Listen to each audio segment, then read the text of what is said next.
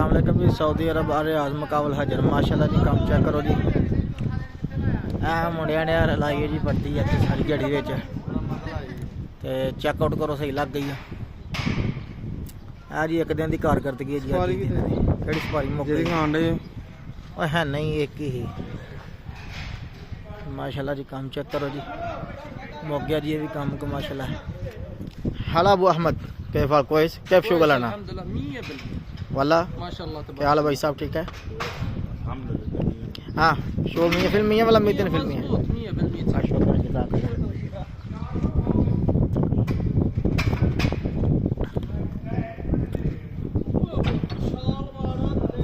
अच्छा आज काम मुकदा है जो ढिले पे मुक जो नहीं मुकाया खुलता इस गल चंगा भला क्यों अब्दुल्ला खोलता इस गल है कि नहीं? मनते नहीं है। हाँ चौड़ी विकास है। हाँ हाँ भाई तू दस तेरा की ख्याल है?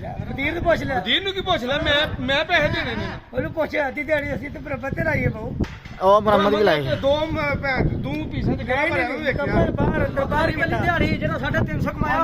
हाँ जी।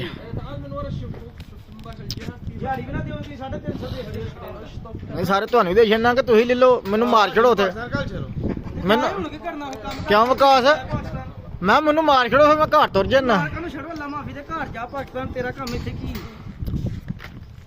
ਕਿਉਂ ਤੁਲਾ ਤੁਰ ਜਾ ਫਿਰ ਪਾਕਿਸਤਾਨ ਛੁੱਟੀ ਲਵਾ ਕੇ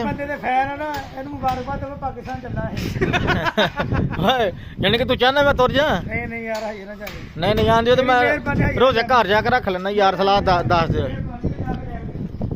नहीं दसो जे आंदे हो तो भाई मैं रोजे पाकिस्तान जाकर रख लेना काम। ਤੁਹਾਨੂੰ 15-20 दिन रमजान का ਤੁਹਾਨੂੰ मिल गया करो पिछों की ख्याल है?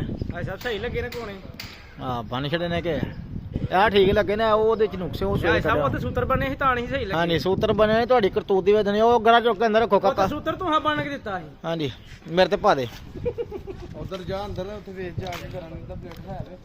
चलो कल जो दार चेक कर लो नवा काम शुरू करना जी उथे। चलो गाइस वीडियो चंगी लगे लाइक करो कमेंट करो शेयर करो। लेबर जी सदाई हो गई लड़ के अच्छा नवा पिया मैं आओ कड़ी अल्लाह माशाल्लाह जी शुभ शुभ चेक गड्डी रख मैं फोन देख के वल्ला देख के आया मैं हूं क्यों अब्दुल्ला आजाद दो सारे काका ओ बाल्टी चुक फटा जेड़ा बाहर पिया ओ किथे वाड़े ओए बाकी जो दूजे फटे रंग वाले जो वेख जे किते लगे ना तो उन्होंने कहा भाई साडा समान सारा एक जगह आदा अबू अहमद कलम हद हक दहान ओ हगल मलाइस आई शई हक ग्राशील वदहिना आशन सा आदा शुक्र खलास अना तो शिल सका रमज बगा दे गुट्टे दे रमज बगा दे आशन दा बुकरा शील करातना ओके। चलो जी अल्लाह सपुर दे रख लो दार गड़ी जे चलो चलिए। चलो चंगा जी माशाल्लाह काम चेक करो माशाल्लाह चंगी प्यारी बिल्डिंग लाई है कह सकती है यही है।